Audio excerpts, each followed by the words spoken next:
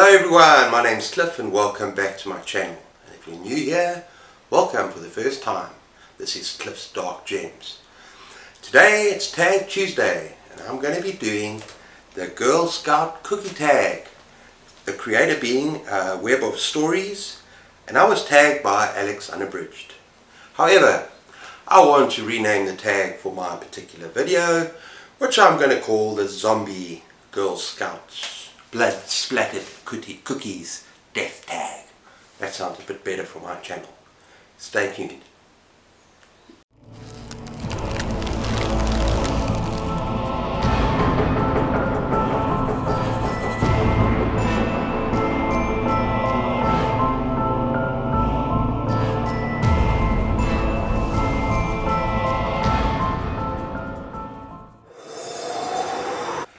Okay everyone, before we carry on, I would like to present to you the South African Rusk.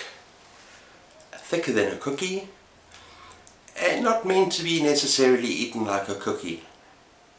But what you are supposed to do with this, and if you know, you know, you're supposed to take your morning cup of coffee and you're supposed to dip it into the coffee to make it nice and moist, and then you chew on it. And all I can say, people in South Africa, if you know, you know.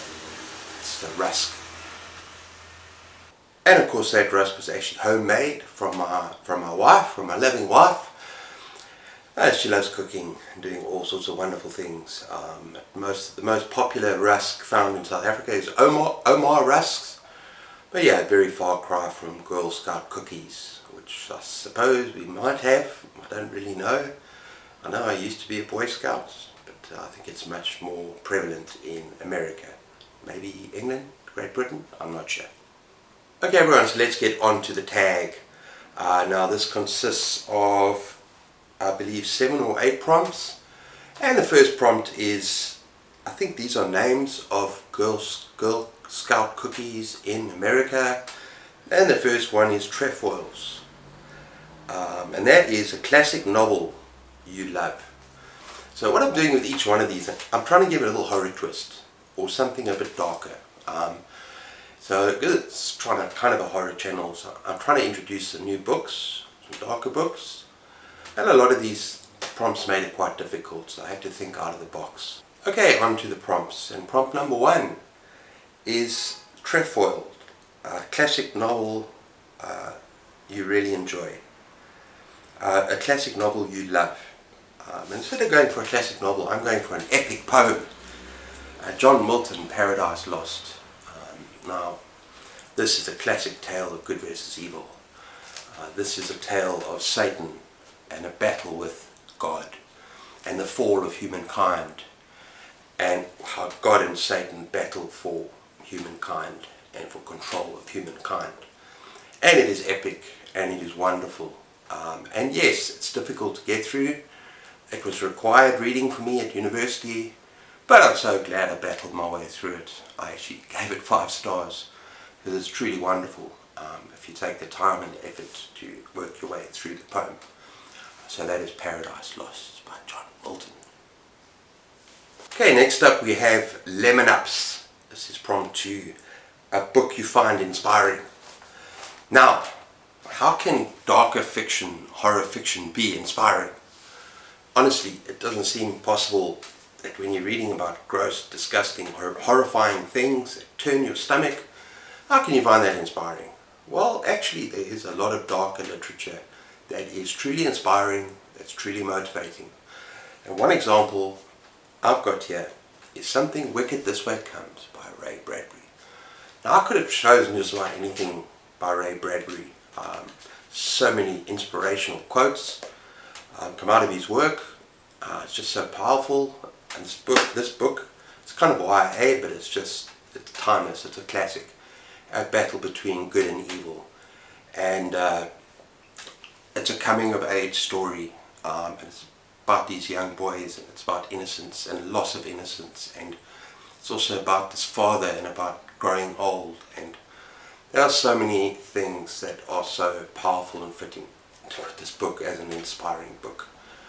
In fact, yeah, I was actually seriously considering also Dandelion wine, but this is considered more of a horror. I think, than Dandelion 1, which is more of a magical realism. But there's a couple of quotes that I want to read from this particular book that I wrote down.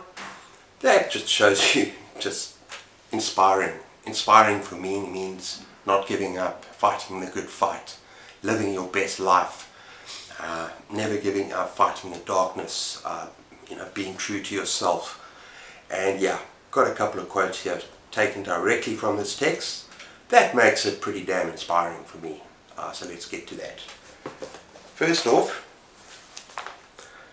is death important? No. Everything that happens before death is important and is what counts. Basically, yeah, take a look at yourself. You need to live your life. You need to give your all. You need to love hard. You need to live hard. Because when death takes you, that's it. So everything that comes before death is what's important. That's damn inspiring. Okay, and then the next one. Laughing in the face of fear. Shrugging at the abyss. And a sly, defiant attitude towards the universe. This seemed everything. So yeah, just giving your best shot, living your best life. I love it. And that is Something Wicked This Way Comes. Okay, prompt 3 is S'mores, a comforting book. There can only be one answer for this, and yeah, it's classified as horror once again. How could a horror be comforting? Try out Robert McCammon's Boy's Life. Yeah, strictly speaking, it's not so much a horror. It's kind of a murder mystery, crime mystery with horror elements. But at its heart and soul, this is a coming of age story. And when I read this, I was transported back into my youth, riding my bike, being a boy again, living my life as a young man, as a boy. And this book made me laugh, it made me cry, and it's just truly magical. It's magnificent. It is a masterpiece in many people's eyes. I've heard people say this is their best book of all time. That's definitely in my top 10. But yeah, this is super comforting. And just like with the last one, what was it? Something Wicked This Way Comes. I could also quote this forever and ever. Absolutely adore this book. It's magical and very, very comforting to know I can read it and feel like a boy again as I grow older. A boy's life. Okay, the fourth prompt is Adventureful. Adventurefuls? I'm not sure what these cookies are called. These are obviously names of cookies. An adventurous book that you love. Okay. I've got one that I've never mentioned before on this channel, and that is Power of One by Bryce Courtney. Now, recently I did a review of Fahrenheit 451 as a banned book, and I spoke about a personal incident that happened to me as a teacher. I was teaching a grade 8 class of boys, English, yeah, and I was teaching this particular book. And we received a call from the head of department to join us. One of the parents of this book took offense to the naughty language in the book and decided to show us pictures of him in front of the braai barbecue burning this book because he didn't like the naughty language and he thought it was offensive and he didn't want his child learning such bad language. Now, I have to say that's ludicrous because this is such a powerful adventure story. And I can't really do it justice to just blabber on about it, so I'm going to just read the back. Listen to this. This might be something you haven't read before, and I highly recommend it. First with your head, and then with your heart. So says Hoppie Groenewald, boxing champion, to a 7-year-old boy who dreams of being the welterweight champion of the world. For the young PK, it is a piece of advice he will carry with him throughout his life. Born in a South Africa divided by racism and hatred, this one small boy will come to heal and lead, or will come to lead all the tribes of Africa Through enduring friendships with Jaime and Gideon, PK gains the strength he needs to win out. And in a final conflict with his childhood enemy, the judge, PK will fight to the death for injustice. This is actually a very, very powerful story that I need to reread one day. I really enjoyed teaching it, and it's obviously all about injustice, sort of racial divide and apartheid. But it's got some very profound messages of love, friendship, healing, moving on, and all these things. So yeah, that is Bryce, Courtney, The Power of One. Highly recommended. Okay, next up, prompt number 5 says Some Ooh Us. Not sure what that is. A book that blends 2 or more genres. Now I've got 2 choices here. Both by the King of Horror, Stephen King, and I haven't spoken of these yet. First of all, we got The Green Mile. And I've got the series, literally the series, there's 6 of them that you collect, and you can also buy it in its complete form as well. Now this is a powerful horror novel, a powerful human novel.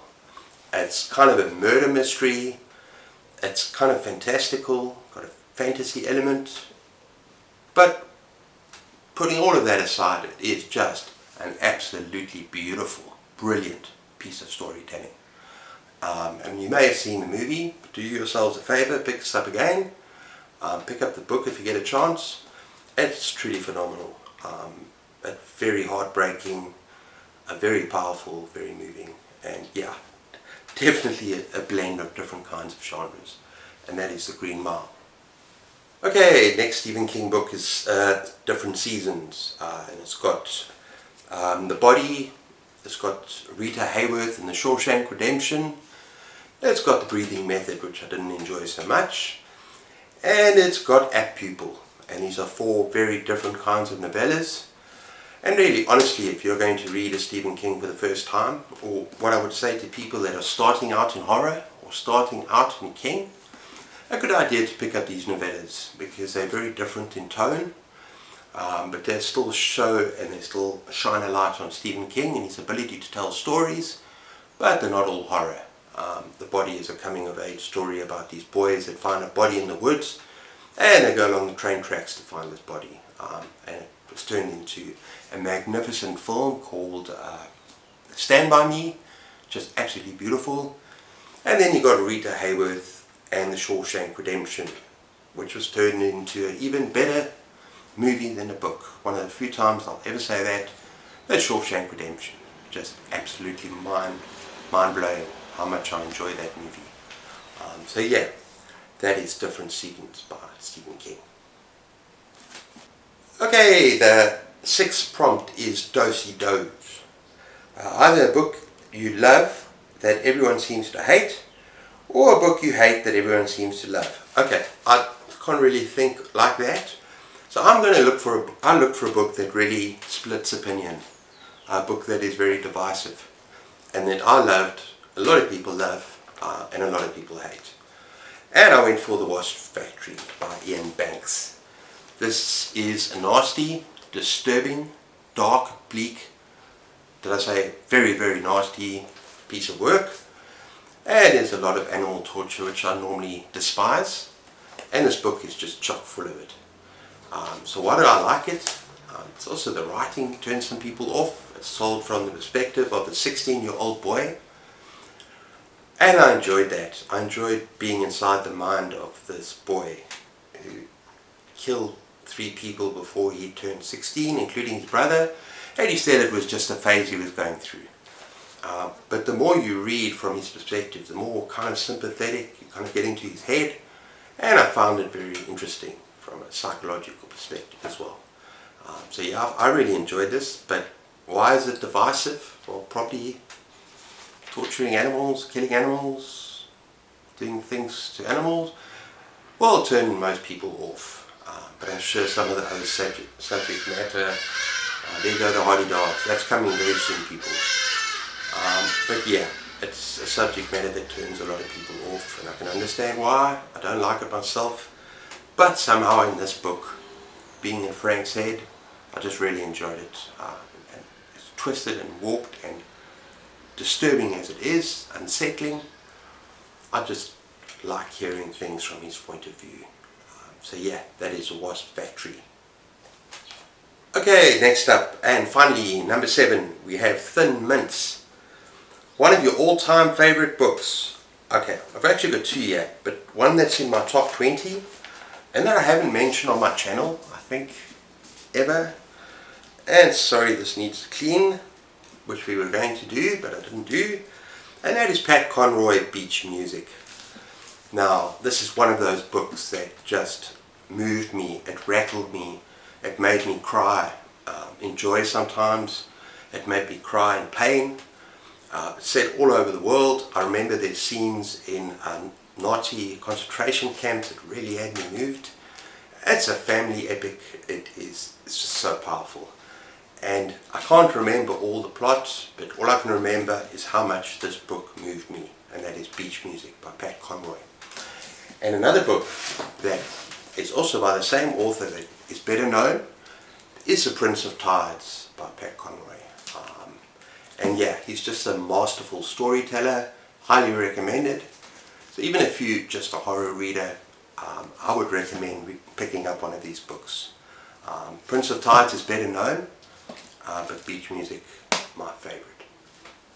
Okay, next up we got to tag a few people. I tag Pick Your Pop Culture Poison. I tag Please Read Your Book, Carl. I tag Fred from Read by Fred. And I tag Ed from Ed Lewis Reviews. And anyone else who wants to take part in this tag, feel free. It's up there for anyone. And that comes to the end of the video, everyone. I hope you enjoyed that. Let me know what you think down in the dark comments below.